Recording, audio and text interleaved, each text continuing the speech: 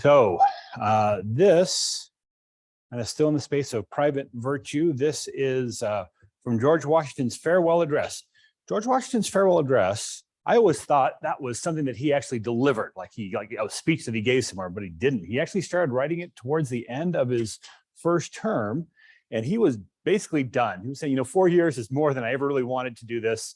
I've done my responsibility. I'm out of here. But his advisors convinced him that the country still needed him, so he did a second term. But not far into his second term, he really was done. And so he wrote the farewell address with for the purpose of convincing the country that he was not going to sit for a third term.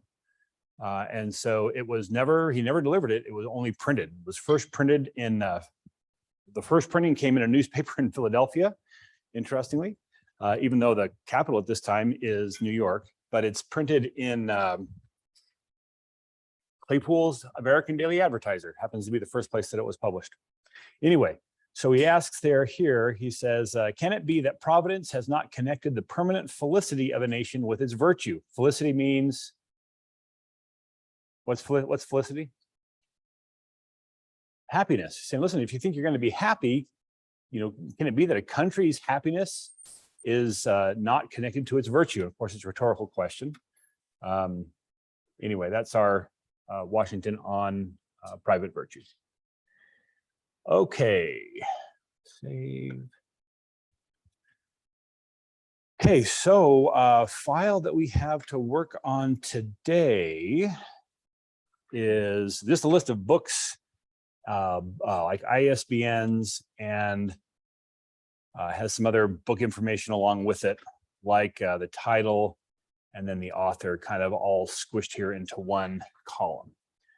And I actually thought I had loaded a different file. So I just might have downloaded this too soon after uploading it today. So I'm just wondering, is anyone getting more columns than just these two when you download that file? Who has successfully downloaded the file? You're getting these two columns. Okay, so that's fine. This is fine. Would have been a little better to have, I think a little easier to have the other data that I thought I had in here, but this is going to be just fine for us today. Now, our whole purpose today is to deal with conditional branching. So to be able to say, we've got some code that we want to execute, but based on some condition that gets met. So what I'd like to do first is I would like to just, and this is going to be, in fact, the examples that we do today are going to be things that are going to help us later in the course. So we're going to make some procedures here that will kind of have general utility for us. So let's go ahead and kind of look at these ISBN numbers. Now, one of the ways that we see ISBNs is with hyphens between them, but how else have you seen ISBNs rendered? So instead of having dashes, what else might there be between the little groups of numbers here? Have you seen them any other way? Spaces, often with spaces, sometimes with periods. Sometimes they're just run all together as just one number. And so what I'd like to do, kind of first one is I'd like to say, well, listen, let's go ahead and create a general procedure that will just accept some string of numbers, and it will send us back only the numeric components of that. So it'll take out the hyphens, it'll take out spaces. We're only interested in the ones that are actually numbers. So let's go ahead and make that our first example for today. Okay, so we have an XLSM workbook, but there's no module added to it yet. So I'll go ahead and insert a module. And we're going to just kind of tippy-toe into creating our own functions. We're going to have a whole day where we're talking about creating functions, and that's actually coming up pretty quickly. But so far, everything we've done in class, we've started off by saying we're going to make a sub procedure. So start with the keyword sub, give it a name, and we'll work from there. But today, what I'd like to do is build these as function procedures. So instead of sub, I'm going to use function. I'm still going to give it a name. We'll call this numbers only.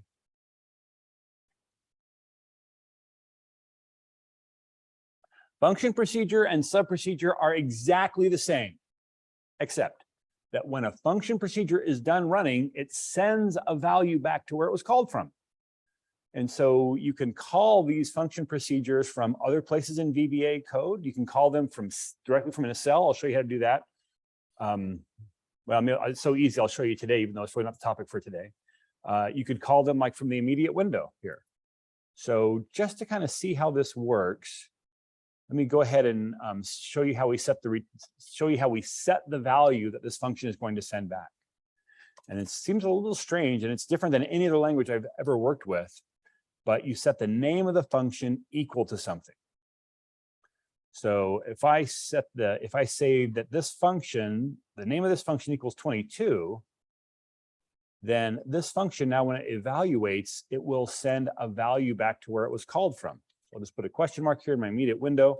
I'll call numbers only, and it will say, oh yeah, 22. I said print numbers only, and so it's like numbers only here goes and gets evaluated, and that 22 comes back right in place of where the call to numbers only was. So it does exactly the same as just saying print 22, because numbers, oops, on the clipboard. So whether I say print 22 or print numbers only, which evaluates the 22, it does exactly the same thing. Any questions here? Show me how comfortable you are 0 to 5 with that. 5, 5, 5, 5, 5, 5, 5, 5, 3. Okay. So here, right, we're saying, hey, print numbers only. Before it can know what numbers only actually evaluates to, it needs to go and actually run this code. Then it goes, oh, yeah, now I know what it equals, because this then is the value that gets sent back. Now we're gonna do one more thing here. We're gonna send a value in. We're gonna send some data in. So I'll come here and again, declare a variable right here inside the parentheses, data as a string. And so this then will be now a parameter that's being passed in that I could then work with. So I'm just going to go ahead and I'm going to put a breakpoint right here. We're going to have a whole day on breakpoints. I'm just clicking in the little column right here, which will cause my code to stop when I run it there. Now, if I try to run this without supplying a value, it's going to say, hey, something's fishy here, because the argument's not optional. It's expecting now a value for data here. So I'm going to go ahead and pass it in parentheses. I will pass it what I want to work on. Maybe I'll just take one of these ISBN numbers here and drop that in.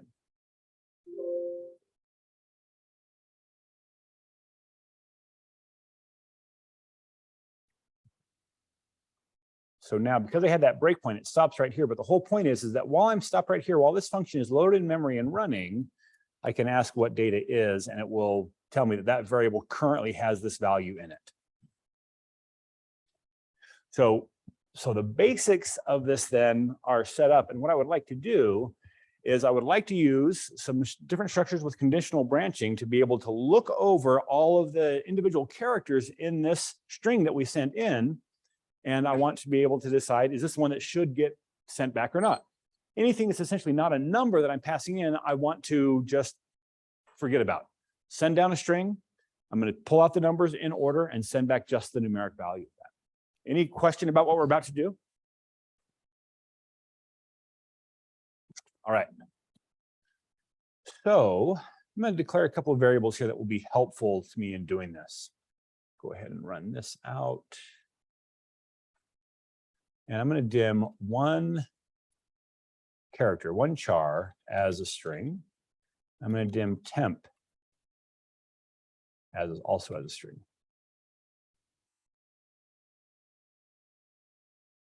Now, I don't remember if we talked about this. Maybe you remember it. Every variable that when I create a variable, in some languages, when I create a variable, right? And what's a variable? It's just a name for a location in memory.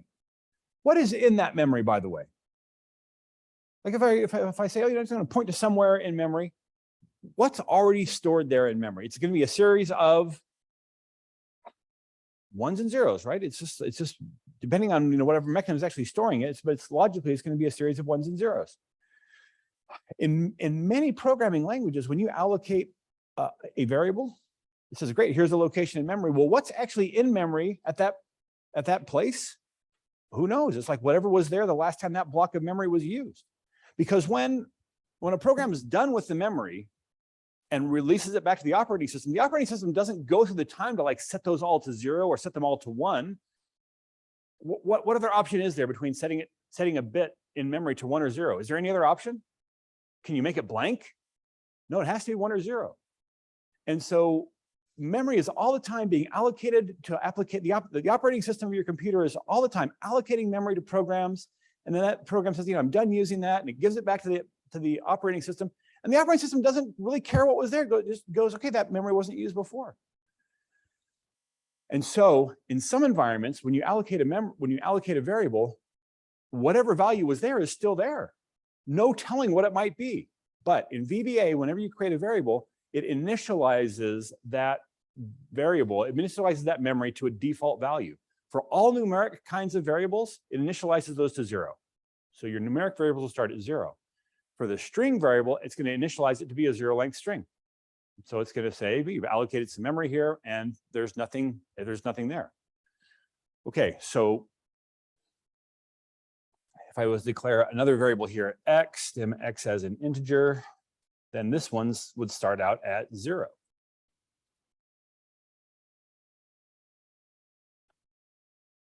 So if I was to put a breakpoint here and run this code again, even though I haven't ever said what x should be, if I print x, it's going to be 0 because all numeric data types, all variables of numeric data types start out at 0. All right. Now, what I want to do is I want to look through these characters one at a time. And we've got kind of a whole day also coming up pretty quickly where we're talking about string functions. So we're going to play with one of them here, but it's not going to be a kind of a comprehensive review of it yet. That's coming up. But let me go ahead and set up a kind of introduce you to the mid function. So the mid function allows me to look at the middle of a string and extract out some certain number of characters. So I have my string data, which has that number in it at the moment, or that ISBN. And so I'm going to say I want to look at the middle of data. I want to start looking at the third character, and I want to return 1 character. What is that going to print? Yeah, that'll print the 9, because that says, look, mid says, look at a string, start at a position, and return a certain number of characters. And so that's the first, second, third character. If I look at the 4th character, it's going to be that hyphen. So I change the number I'm looking to the 4th character, and it just brings back the hyphen. So I'm going to start off just so I can see the mechanics here. I'm going to make a loop for x equals 1, 2. And as it turns out, I can ask, there's a function built into VBA called len, which will return the length of its argument. So if I ask for the length, oops, can't have this line halfway written here. So if I ask for the length of data, it'll tell me there's 17 characters there. So I can use that to allow me to create a variable that will go from 1 to however long that string is. Will let me have access to those, each character in that string one at a time. For x equals 1 to the length of data. And so now if I just do a debug.print in here of the mid of data starting at the xth position and taking 1 character, then this will print off each character in that string. You'll see that the first time through, x is going to get assigned to 1. And so the first time through, I'll be looking at the mid of my data string, looking at the first position and taking 1 character. I hit next, x goes up by 1. Then the next time through, I'm looking at the 2nd character, then the 3rd character, then the 4th character.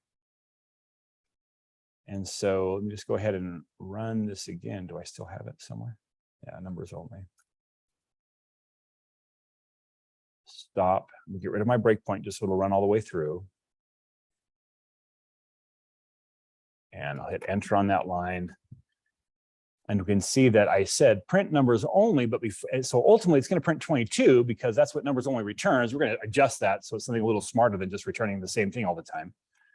But before it can print the 22 way down here at the end, it's run through all the code here, including this loop, which prints off those characters one at a time. So 9 89-28989-28.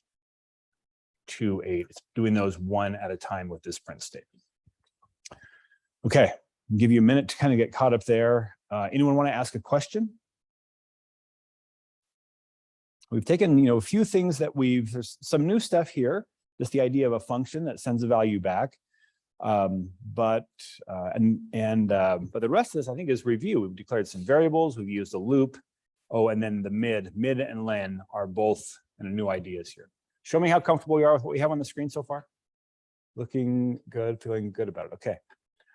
So now because I'm gonna do several things with that character one at a time, let me go ahead and put that into one char. So I've got one char equal to that expression. And then I'm going to print one char. So this doesn't change anything. It just, instead of printing the results of this directly, I'm putting into a variable and then printing that out. But now I can finally get to conditional branching. So now what I'd like to do is I would like to look at the value of one char and decide what to do with it based on whatever logic I'm trying to implement here. And what I'm trying to do is send back, I want to ignore anything that is non-numeric. Well, fortunately, there is a function called isNumeric built into VBA. Is N-U-M-E-R-I-C. I give it a string, and it returns back to me true or false based on what I gave it was a number. Now, this is a string. It is a string literal. I've got it in single quotes. The whole point of the isNumeric function is to look at a string and say, could I convert that into a number? Can VBA figure out what number I'm talking about here? And what's the answer? Could VBA understand that as a number? Sure, that'll be true. Well, how about 3.4? Yeah, that's a number. How about 3 point? That's a number. How about 0.4? That's a number. How about just point? Is that a number? Not a number. The decimal by itself, no number. But even if I've got a preceding or an ending decimal, it can figure that out. What else might be interesting? Is that a number? 1a? Not a number. How about this one? Is that a number? That would be so awesome if VBA would look at that and go, oh yeah, that's a number, but it's not. So it's actually looking for those numeric characters. So here's what I'm going to do. I'm going to say if isNumeric, looking at x. Now, let's do this. If isNumeric equals true.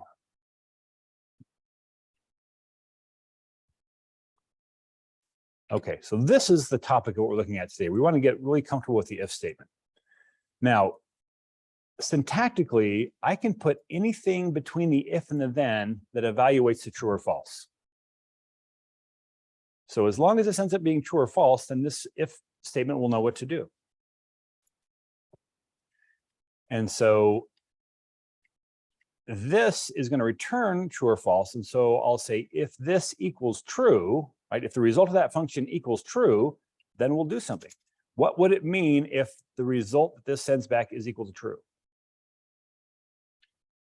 It means, yeah, whatever I was looking at, whoops, I don't want to look at x. X is always going to be a number. What do I want to look at? Yeah, one char. So yeah, if it's true, that means it's a character that I want to keep around. So inside this if statement, I'm going to say, all right, we found a one that's actually a number. So I'll say temp is going to take on a value. What's it going to be? Well, it's going to be whatever it used to be, concatenated with that one character.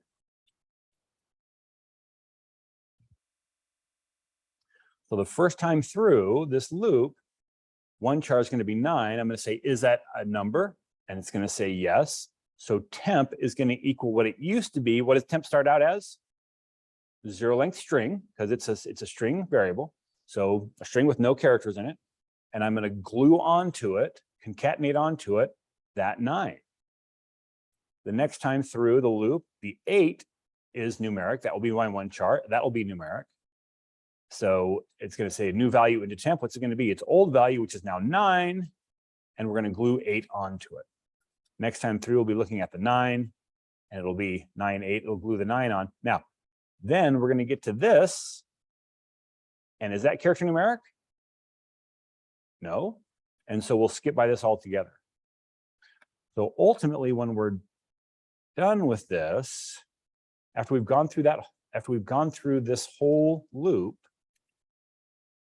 then one char should, or temp should have in it the value that I want to return. And so instead of returning 22, I'm going to return temp. And this then should give me just the numeric representation of that, just only the numbers from that string brought in. And it doesn't matter what I put in there. I can put spaces, I can put letters,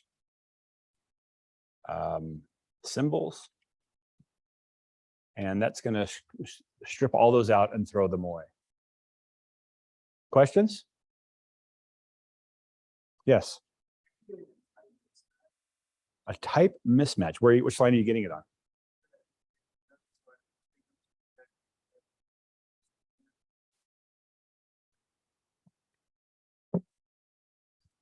The thing you want to check is make sure that you're bringing in data. You're bringing in data as a string here. Okay, let's take a look.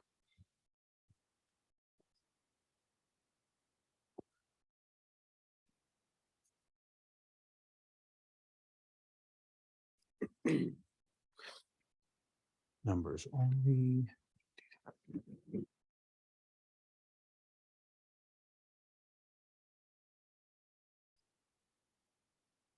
It's not even let you debug it. Numbers only.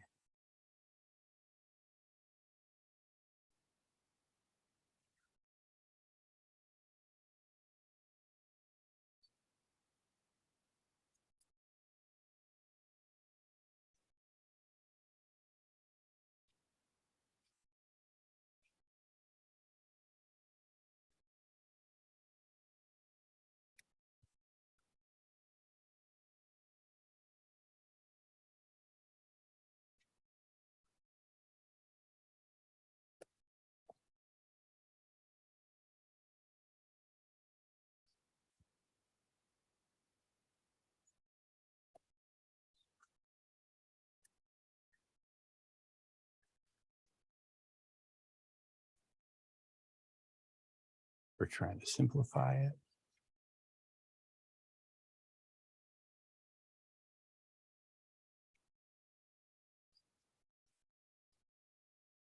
So numbers only has to have some other definition somewhere. Have you named anything else numbers only? Is it a problem where I put it in here? Oh, I have it in this book right there. yeah.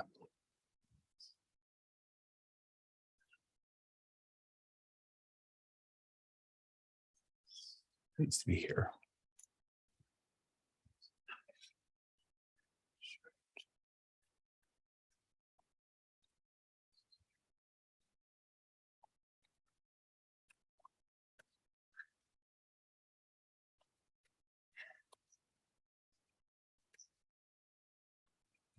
Okay.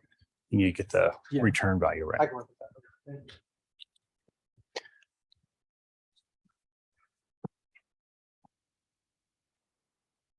We needed to move that back into the general module. That was in a different, the student actually had that in this workbook module here instead of in the general module.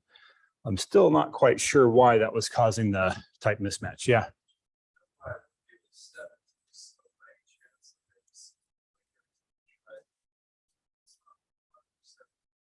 Are you, so the question is, how come I can't step into this?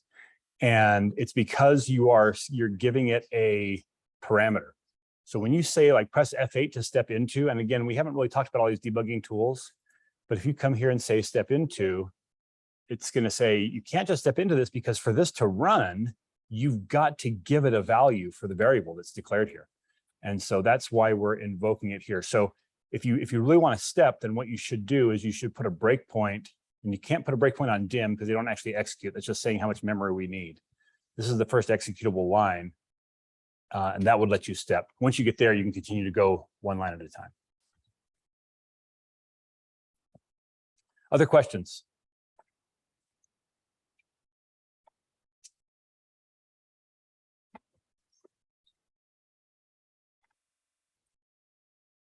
Okay. So that is a kind of simple version of the if statement. Let's now look at I'm going to leave this one here, and we're going to write it again.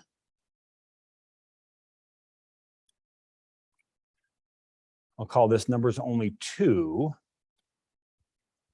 And we're just going to, just so we can see a different version of the if statement. I'm going to show you an if statement. Oh no, you know what? This will work just fine. Forget that. Scrub that. We're just going to make an adjustment here in the code.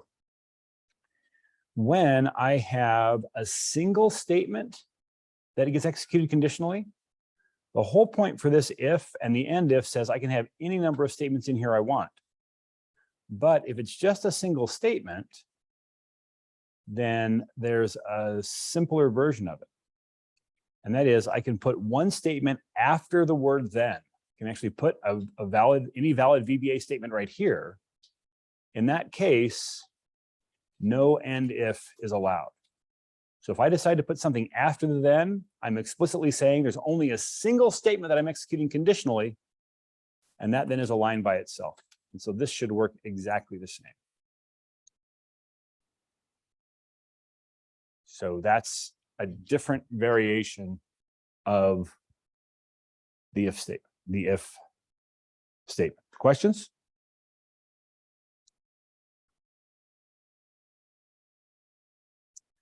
All right, let's look at this one.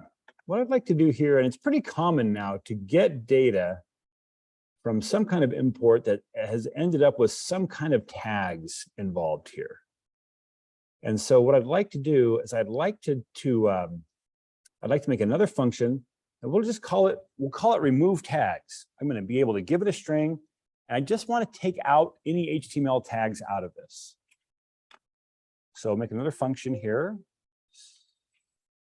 Okay.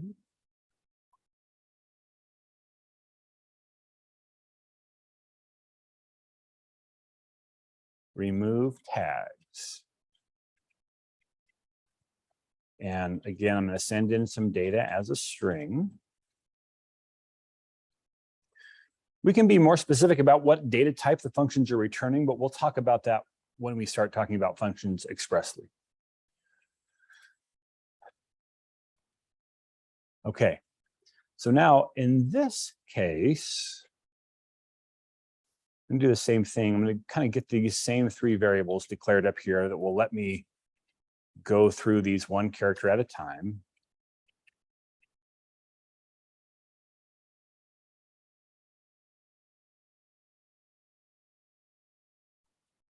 In fact, I probably should have just copied the whole thing because it's pretty close to what I'm after. I'm going to bring in the loop as well.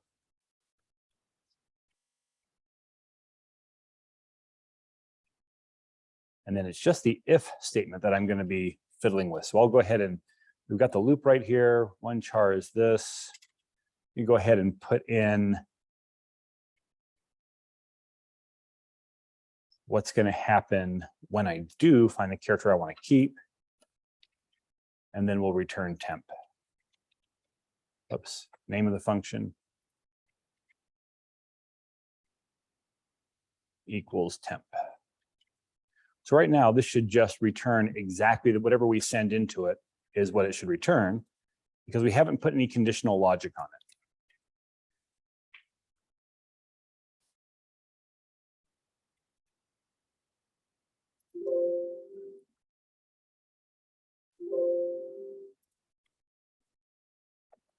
So I'm going to send in just one of these strings. And that should send back exactly the same thing. Okay, now what I want to do is I want to get rid of the italic token here. So I want to get rid of the bracket I and the close bracket, the closing tag I. So any thoughts, kind of low level VBA algorithm? So don't tell me the actual statements, but just, what would the steps be for me to be able to tell, this one over here for numbers, pretty easy. I look at each character individually, and if it's numeric, it's in, if it's not, it's out. How am I going to do this? How do I know what's in and what's out here? It's going to be a little bit more complicated, but any thoughts?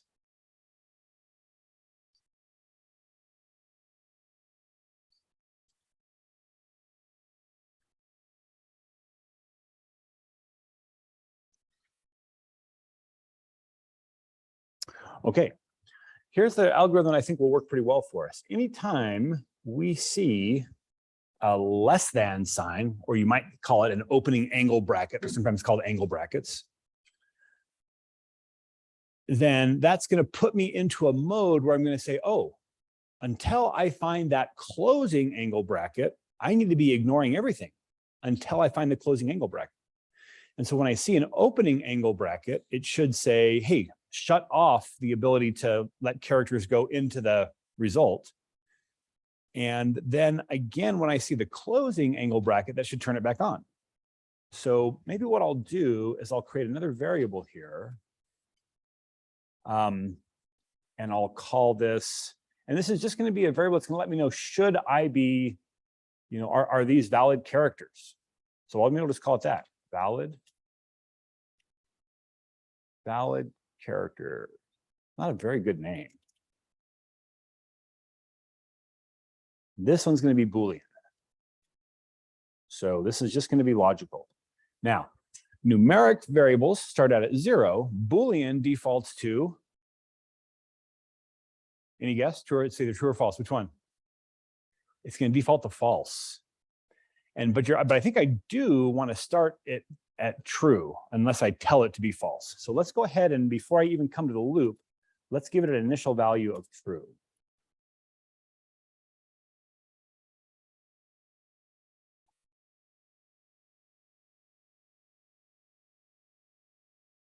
So now after I've pulled one character off of my string and I'm ready to now consider what to do based on that character, I think I'm going to put an if statement here. I'm going to say if my one char is equal to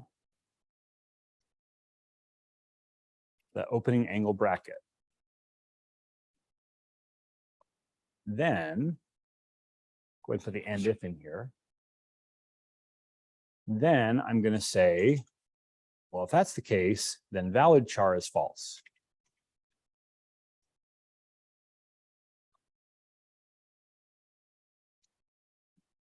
So valid char equals false.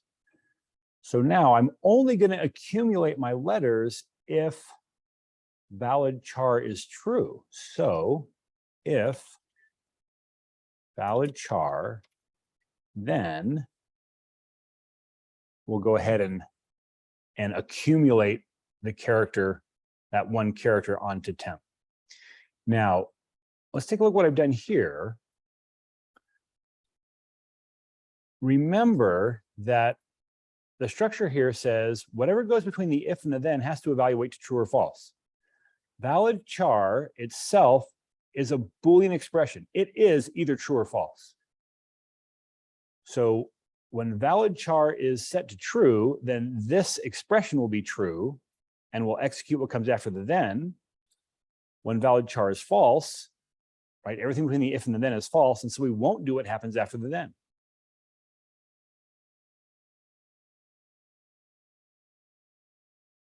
Any questions? Let me do this in my test here. I'm going to put in something a little bit before that first tag. I'll just maybe put title here, T-I-T-L-E, title : space. So now we're going to send in that this string. Now, if we think about it, valid char is going to be true. When we call this, it's going to start off with true. We're going to start looping through. We're going to pull off the first character, which will be capital T. If my one char underscore is an opening angle bracket. So for that first character, when I'm looking at this first character here, is this condition true or false?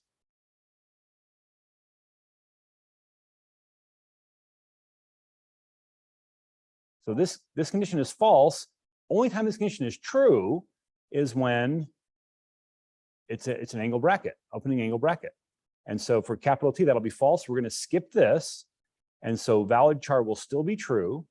So when we come down to say if valid char, it'll say if true. Then we should go ahead and accumulate that out. And that will happen all the way until I get to that first angle bracket. That's going to trip this to false. And because I don't have a way to ever turn it back on, we're going to skip the rest of the string, which is not ultimately what we want to do, but that's how far we are at this point. So this should just return title, colon, space.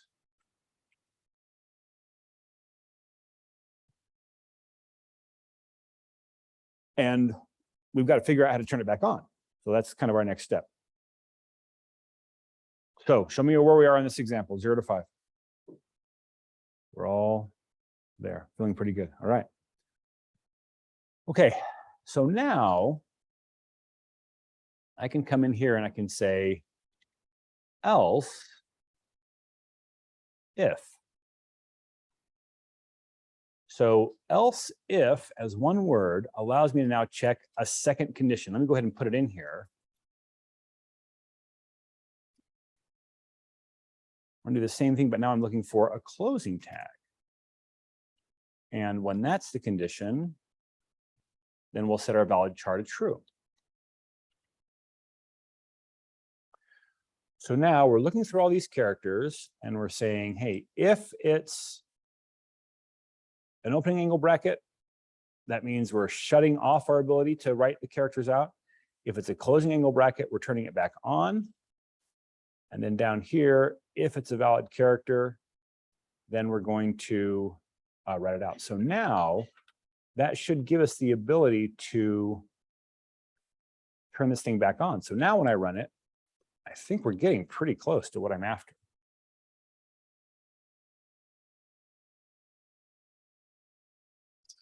I brought back a bunch of it. Why does it have the, oh, good. Why does it have the, why is it actually showing the closing bracket? Right, so we need to have that, we need to identify that closing bracket because that's when we turn it back on, but we turn that back on immediately and now we're ready to write this one out. So that's gonna kind of accidentally get caught by that. So let's put this, instead of having this out here by itself, let's put it here in an else clause. In fact, I'm just gonna go ahead and put that whole if statement inside. So that's kind of the next new thing here is that we can nest if statements inside of other if statements. So this if statement stands by itself and it's what's happening in here. So let's just take a look at the syntax here. So now what's happening here? The interpreter says, all right, is this condition true? If the answer is yes, if this condition is true, it executes, it just continues executing until it hits the next else, or until it hits an else if, or until it hits an end if, kind of either of the other three structures that we have here. Once it gets to this else if, it goes, oh, I'm done executing this block. And so I'm going to find the end if, jump to there, and I'm out. But if this is false, then it skips everything till the next reserved word, else if in this case, and then it's going to check this one. So it's only going to check the second condition if the first condition evaluates to false. So if this one's false, it'll jump to here and say, is this one true? If it is, then we execute this and we jump to the end if. So this is going to fix that problem we had where we were getting the closing tag to show, because now once we've hit this one, we'll get to the else and we're not going to come in to do this at all. the blocks in an if, else, if structure are mutually exclusive. So, right, I've got 3 different code blocks. There is no way for me to execute more than one of those 3 blocks. Even if the condition becomes true, like even if the condition for this one becomes true in the middle here. Let me just go ahead and run this and we'll see what it prints. We can see that's done a pretty good job of getting what I'm after. I may want to do one more thing in here. We'll see.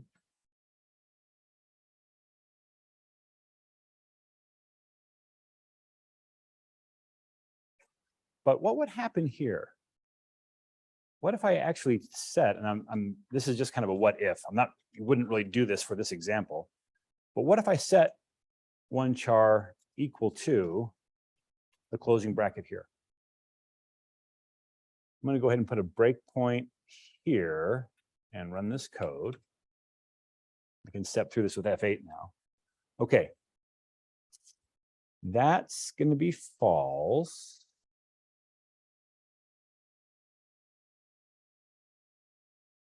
In fact, let me stop this. I'm going to get rid of this title at the beginning. So we start on that opening tag. So the very first time through, this is going to be, that's our first character now. So this is going to be true the first time through. Execute this. We'll go through one at a time. Okay, this is true. So I'm going to come in here, setting valid char to false. Now I'm setting one char equal to closing bracket. Seems like a weird thing to do, and it's just to demonstrate the syntax here. So now if I execute that, then one char will be the closing bracket, which means this condition is going to be true.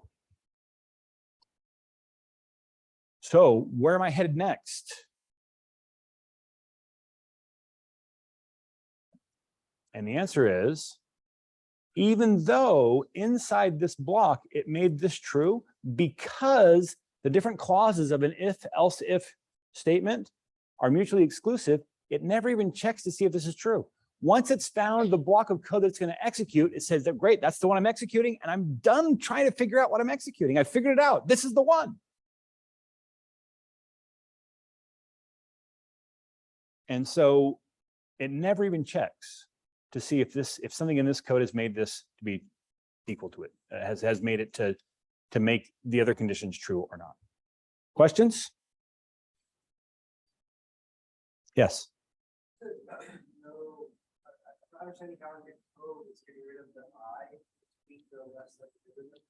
Okay, so the question is, so you can see why it's not printing the tag. Either the tags, because the tag, once it's a tag, we change valid char and we drop out one way or the other. But the reason that it doesn't print what's inside the tag is because when I hit this one, the opening tag, we're setting this variable valid character to be false. So that's not saying that this character is valid. It's saying every character is invalid. Every character is not going to be valid until we toggle that back onto true. And so when I come down here, I'm checking to see. So if it's not an opening tag or a closing tag or closing angle bracket, then I'm going to come into here. And now I'm only going to hit this one where we accumulate that one character if valid char is true. So I hit this one, that turns it to false, and I'm done. I get to the I, it's still false. It's not this, it's not this.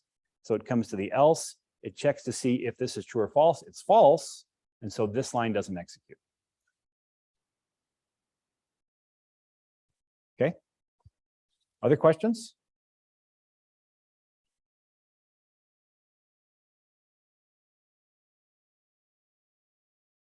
Okay.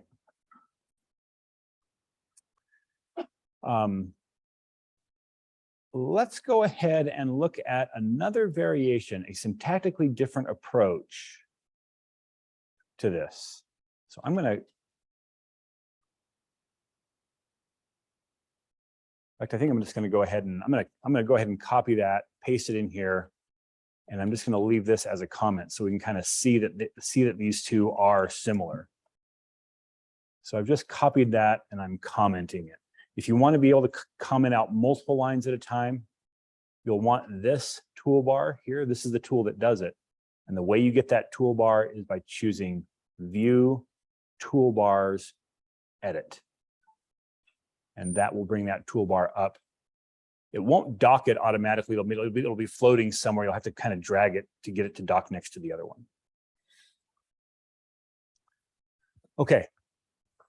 The key to the if, else, and if structure is that all of the comparisons that we're doing are totally independent from each other. Now, in this case, I'll notice here that the only thing I'm checking, I'm just going to behave differently based on what one char is. So if one char is this, I'm going to do something. If one char is this, I'll do something else. And if it's something different, I'll do something else entirely different. I'll come down here and execute my else, my three conditions. When that's the condition, when I'm saying, listen, I'm going to execute code differently based on looking back at a single expression, in this case, a variable, then there's a better structure than the if, else, and if structure, and it's called the select statement. So I'm going to come in here and just put the syntax in. Select, case, end, select, and then I will have multiple case statements in here.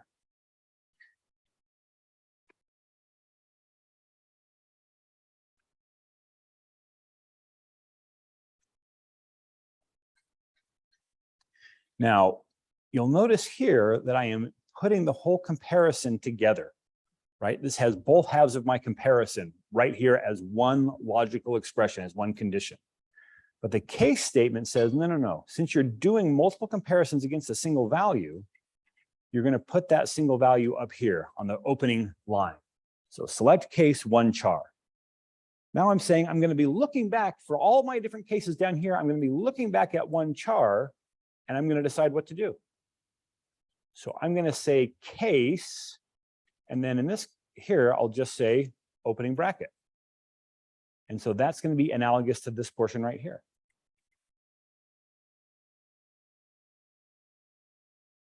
Case closing bracket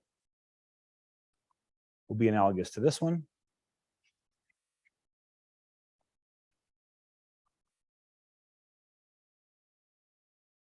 And then case else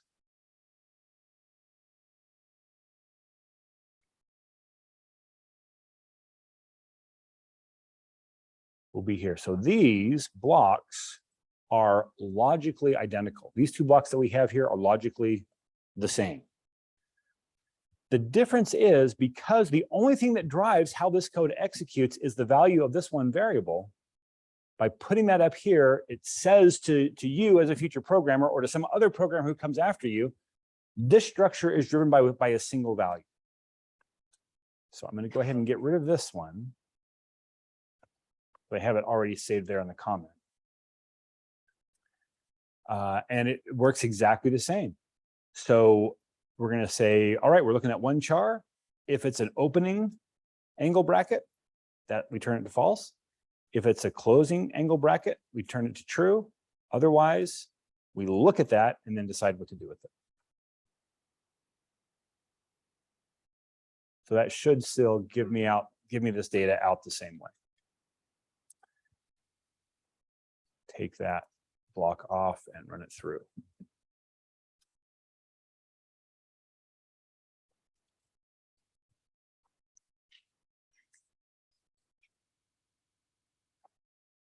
Questions?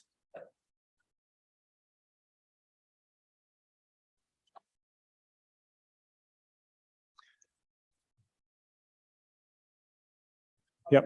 Case else, when you have if valid char, then you have to put if valid char equals true or false, or you just put it. Yeah, okay, so let's do this. Let me go ahead and put if valid char equals true. To answer your question. So you'd like to see it this way. And the truth is, this makes it into more of an English language statement. Because you're saying if valid char is equal to true, then do this. It reads a little bit better this way. But remember, the syntax is that says this, that whatever is between the if and the then has to evaluate to true or false. And so valid char is either going to be true or false. And so when it's true, this expression boils down to this. Whoops. It boils down to if true equals true. True equals true is true. So this is all getting collapsed down just to the single evaluation of true, which is what valid char starts off with in the first place. So yeah, when you're just beginning at this, it feels more comfortable to say, like a Boolean variable, it's got either true or false equals true. If this thing equals true, then do this. But it's just it's one extra comparison. Now, how much longer is it going to take to do that one extra comparison? Like a nanosecond or less. It is an irrelevant amount of time. So if you're more comfortable writing this as if valid char equals true, excellent, write it that way. I'm leaving it out to drive home the idea that it doesn't have to be some kind of question of equality in there. It's any expression that evaluates to true or false. Questions here? Yes.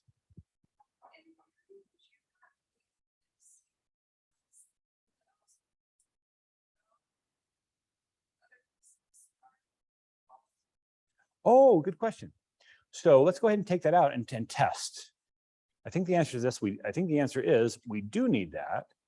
Let's see what we get if we comment this line out and just say, all right. So what we're saying here is that if it's not this and it's not this, whoops, then let's go ahead and accumulate the temp. And it looks pretty good, but what's the problem?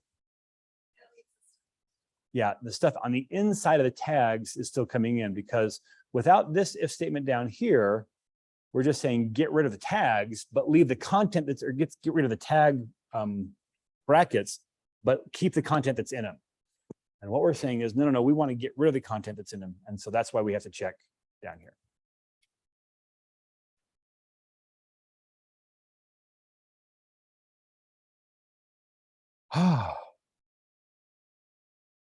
Questions?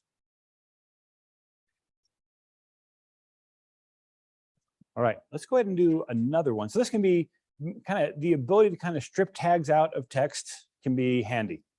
It's because it's pretty common to be able to get data that ends up with some HTML structure in it. And when you're saying what we just care about the data, get rid of the tags, that's handy. All right. What I want to do is I want to look at this. Oh, what do we have? There's like 2 spaces in here.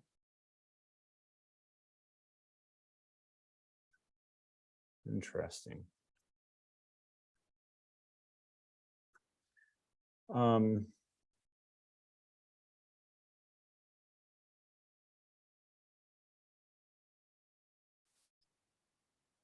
Okay. Let's go ahead and let's start off this next part. Let's start off by saying I want to get rid of all of the spaces. I want to just get rid of all the spaces that are in this string. Actually, what I'm really interested in, and this was the data that I had that I thought I had posted that left this. So let's do this. I am going to copy everything from that closing bracket. I'm just going to get this by itself. So this is like Chris Elegant, who I guess is the author of this book. But there's looks like a couple of spaces on the beginning of that line.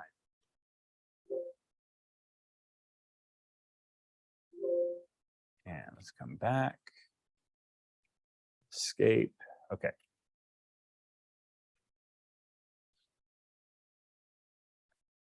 And I'm just going to go ahead and I'm going to just print that off.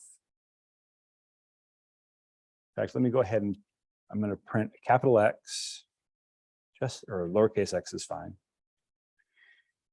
Concatenated with, and then I'll concatenate an x on the end of this just so I can see what we're dealing with. There's something kind of unexpected here. At least I hope it ends up being unexpected. Okay, so right now I can see I've got a couple of spaces in there, and there's nothing at the end of this string. So my x, maybe we'll go to capital X in here.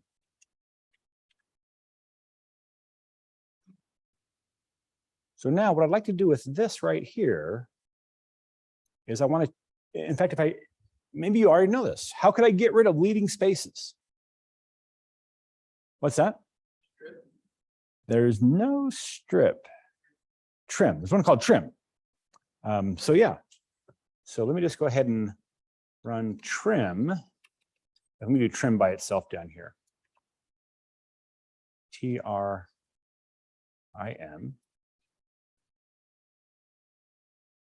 And just go ahead and put a space high. And let me put an X in front of this so we can see that it trims it out. So that got rid of all the space between, there's no space in there. So what I would expect, and in fact, doesn't matter how many spaces I have, it's going to take them all off.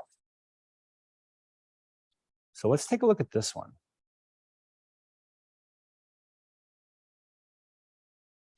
Oh, and let's put the trim on this. So I'm trimming this string, hopefully to get rid of all that leading space, but it doesn't. That's a little bit unexpected. Why doesn't it do it? Any thoughts?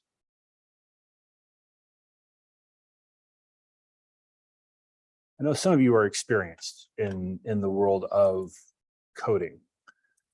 Any ideas?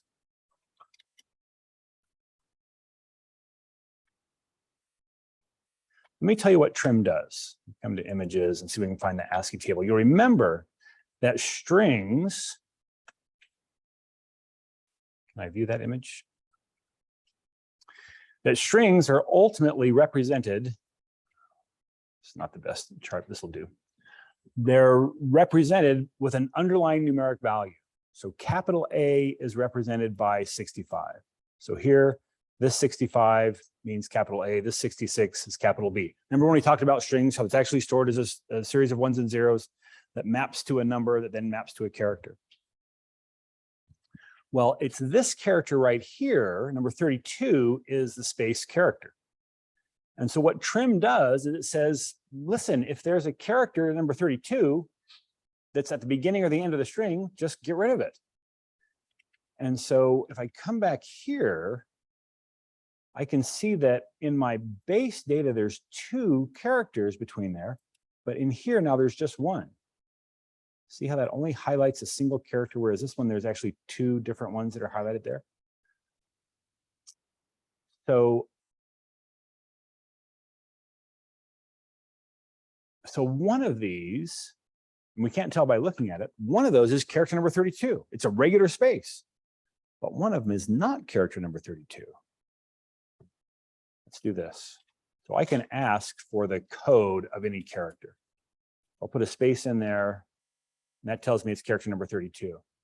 But now let me copy this second character that looks a lot like a space and put that one in there, and we find out that's character number 160.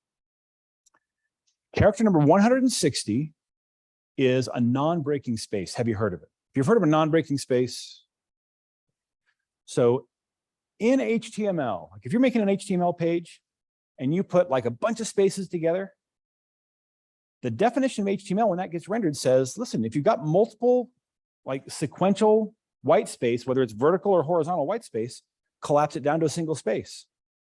But there's sometimes where you say, you know what, I really want 3 spaces right next to each other. Don't collapse it down. And so in HTML, you put that in with a special sequence that says, hey, this is a non-breaking space. It's a character that doesn't collapse away. Incidentally, the way you do that in HTML is by saying ampersand. Like if I wanted to put a non-breaking space between 2 texts, like someone's name, Kevin space Worthen. So if I wanted that to be a non-breaking space, in other words, don't let this word break at that position, instead of a space, I would put ampersand NBSP, non-breaking space, semicolon. That's the HTML code that says, yeah, don't let that word break at that point, or really maintain those 5 spaces or 6, those 5 spaces that I put in there. Don't collapse them away. And so often when you're copying data off of a web page, if you've got a non-breaking space in there, it comes in not as a space, number 32, it comes in as a 160. Not to mention that I could have other kinds of characters in here that I'd like to get rid of, like to strip away the white space. What are some other white space characters? Tab is a white space character. So I can have a string that actually has a tab embedded in it. Enter, yeah, so vertical white space, horizontal white space. And so what I'd like to do is I'd like to say, hey, let's just get rid of anything that is non-printable or not in the range of my normal characters. And I want to have a function that will do what I wanted this one to do, that is get rid of both of those spaces. So let's, in as much as someone suggested there should be a function called strip, let's go ahead and call it strip.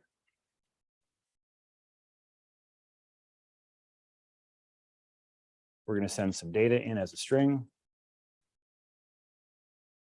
and it's going to do something. In fact, this is going to be really similar to our first one. So I'm going to copy the guts out of numbers only and bring it up here and put it in our strip function.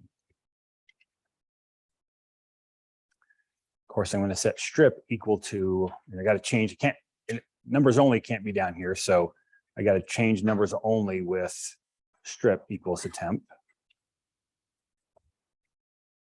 STRIP. Okay, so here's what I want to get rid of.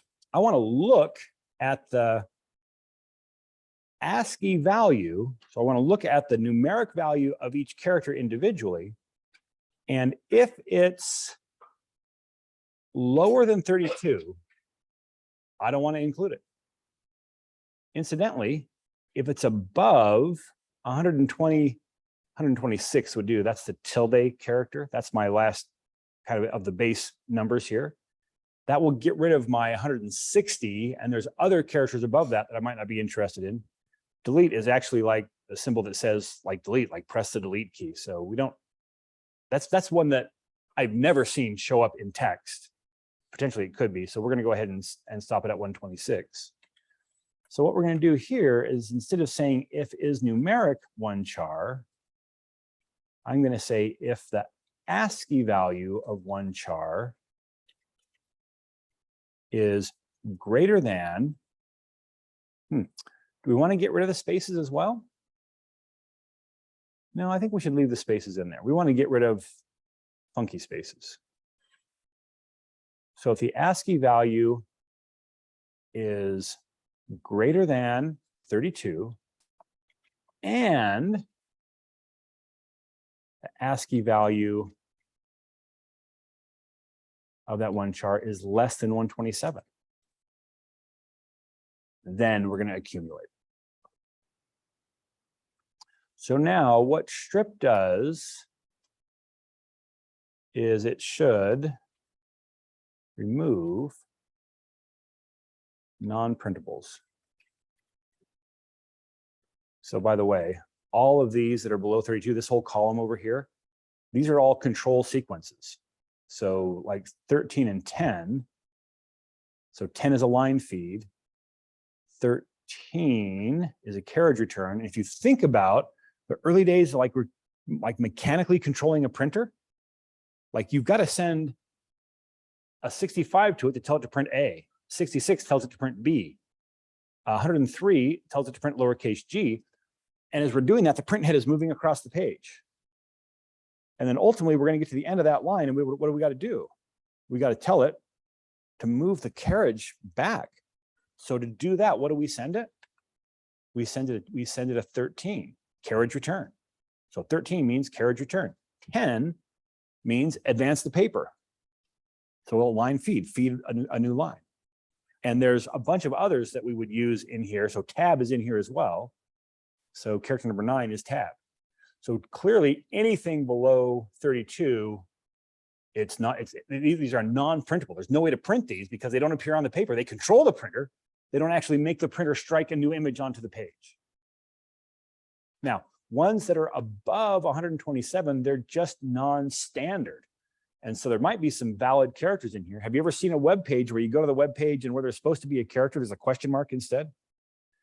What that means is that in the data that was sent to the browser, it was something above 127, and it wasn't quite sure how to render it. Depending on the way that the page is configured, sometimes it can render those and sometimes it can't. Again, it depends on how that HTML is like the settings at the top of the HTML page. So we are removing non-printables and extended ASCII characters.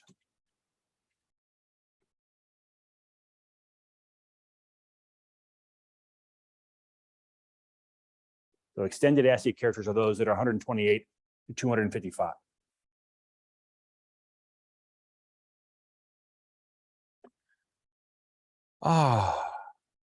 And so I think that if we do strip on this, let's go ahead and right here is where we're kind of get rid of these here. Run that one more time. We can see that we still have that space in there. Let me go ahead now and run strip on this. And that should get rid of that other non-breaking space.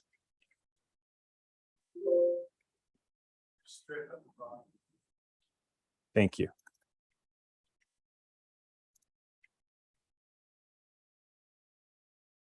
And so now we're able to get rid of that as well. If we wanted this to pull out all the spaces too, oh wait, did it? Oh yeah, it did. Because I'm only taking it if it's greater than 32, which means what? I'm missing 32. So I probably want it if it's greater than 31. Because you can see how it pulled the space out before the Chris. Oh, there's like 2 of them. I'm not sure what kind of spaces those are. So we make this greater than 31.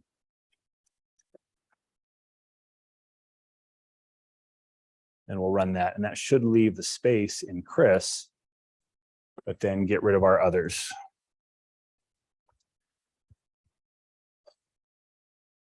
So the point here, I mean, what we're emphasizing here is that what goes between the if and the then can be any kind of complex condition. Ands, ors, nots. I can call other functions right in here. As long as they return true or false, it can be really ugly between the if and the then, as long as it evaluates the true or false.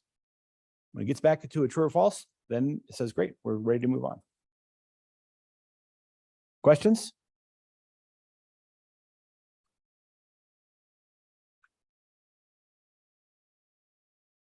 Let me show you a couple of other things. Well, I don't really have a good example for them.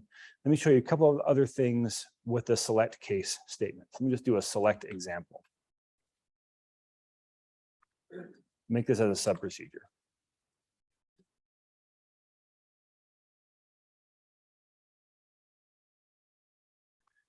Let me dim a variable x as an integer. X equals 10. Let's put a select statement in here. Select case x and select. So case 10, debug.print, x is 10.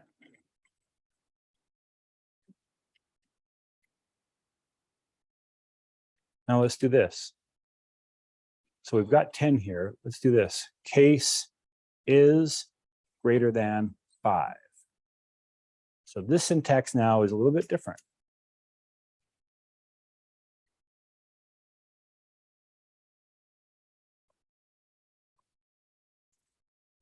So when I run this select example, what do I expect to be printed out?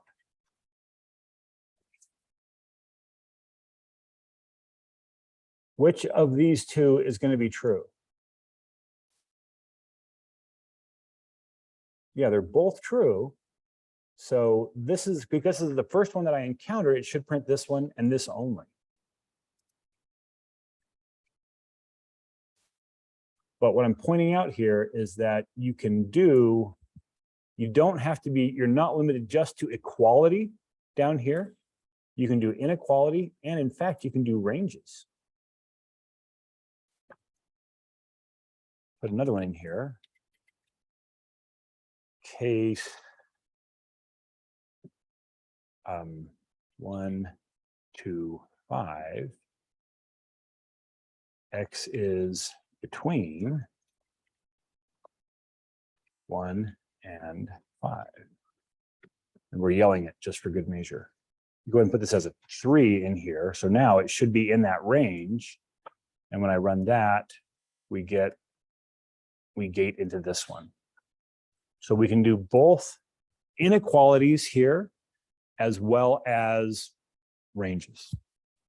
Questions?